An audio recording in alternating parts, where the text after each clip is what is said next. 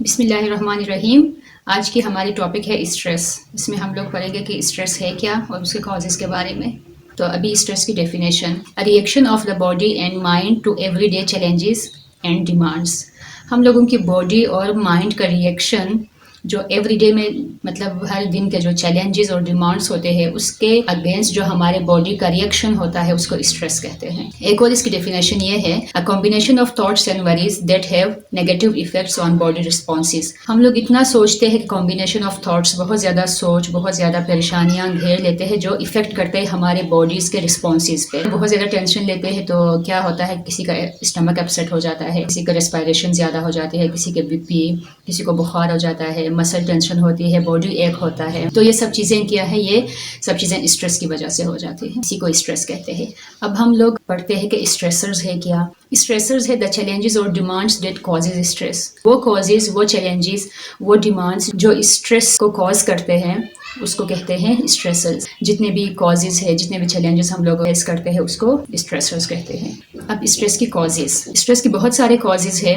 ابھی ہم لوگ ون بائی ون پڑھتے ہیں کہ اسٹریس کے کازز ہے کیا کیا۔ اب کسی کی ڈیتھ ہو جاتی ہے تو اس وجہ سے بھی اسٹریس ہوتا ہے، چاہے وہ فیملی میں ہو، فرینڈس میں ہو، کہیں پہ بھی ہو، کوئی آپ کا نیئر اینڈ ڈیئرس کسی کی ڈیتھ ہو جاتی ہے تو اس وجہ سے اسٹریس حاوی ہو جاتا ہے انسان پہ۔ ڈائیورس، اگر کسی کے مطلب اچھی خاصی لائف گزر رہی ہے، اچانک اس کا ڈائیورس ہو جاتا ہے تو وہ بھی اسٹریس والا ایونٹ ہے۔ لاس آف اے جاب، اگر آپ کے پاس جاب ہے، آپ کے پاس انکم ہے، ہر چیز ہے، آپ کا جاب جو ہے نا لاس ہو جاتا ہے تو اس وجہ سے بھی انسان اسٹریس میں آ جاتا ہے۔ انکریز ان فائنینشیل پرابلمس، اکثر لوگ کہتے ہیں کہ ایک پرابلم ختم نہیں ہوئی تو دوسرا آ گیا، مطلب آپ کی فائنینشیل پرابلمز اتنے زیادہ انکریز ہو گئے ہیں کہ نہ تو اس وجہ سے بھی جو ہے نا آپ اسٹریس میں آ جاتے ہو۔ Moving to a new home, اگر آپ نے ایک گھر چینج کر کے دوسرے گھر میں ہو گئے ہیں شفٹ تو اس میں بھی اسٹریس ہو جاتا ہے۔ تو ہم لوگ بعد میں پڑھ لیں گے کیونکہ اسٹریس کی اسٹیجز ہوتے ہیں، ٹائپس ہوتے ہیں۔ کچھ اسٹریس ہوتے ہیں جو نیگیٹو آپ کے باڈی پہ افیکٹ کرتے ہیں اور کچھ پازیٹیو اسٹریس بھی ہوتے ہیں۔ اور اس کے بعد ہے کرونک النس اور انجری۔ اگر ایک بندہ بہت زمانے سے بیمار ہے، کرونک ہے، اس کے بعد کوئی ہارٹ ڈیزیز ہے یا کوئی بھی بیماری ہے یا کوئی انجری ہے تو اس وجہ سے بھی وہ ہمیشہ ٹینشن میں رہتا ہے۔ ایموشنل پرابلمس، ایموشنل پرابلمس بہت سارے آتے ہیں۔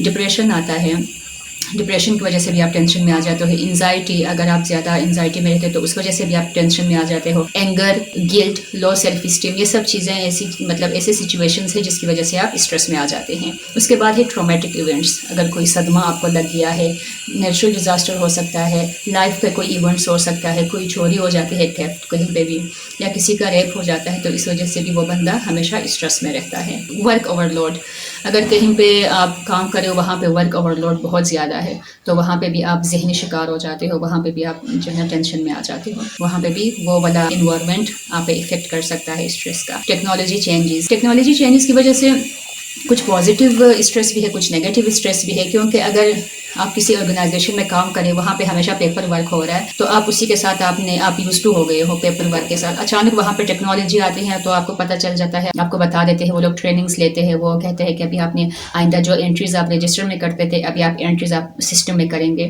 یا ہاسپٹلس وغیرہ میں تو آپ نے وہاں پہ سسٹم میں انٹری کرنی ہے، سسٹم میں EMR شیٹ، سسٹم میں پیشنٹ کے رپورٹس، ہر چیز چیک کرنا ہے تو بندہ اچانک سے یہاں پہ پیپر ورک سے ٹیکنالوجی چینجز میں آ جاتا ہے تو اس وجہ سے بھی اس کو مینٹلی اسٹریس ہو جاتا ہے۔ Lack of a social support, اگر کسی انسان کو سپورٹ کرنے کے لیے کوئی نہیں ہے، جوائنٹ فیملیز میں اکثر یہ ہوتا ہے کہ اگر کوئی گھر پہ نہیں ہوتا تو دوسرا بھائی سنبھال لیتا ہے یا تیسرا بھائی، مطلب نیوکلیر فیملی میں ایسا ہوتا ہے کہ اگر کوئی ہیڈ آف دا فیملی ہے، اگر وہ کہیں چلا جاتا ہے تو بعد میں لک آفٹر کرنے کے لیے کوئی نہیں ہے تو سوشل سپورٹ اس کو نہیں ملتا تو اس وجہ سے بھی وہ بندہ اسٹریس میں رہتا ہے۔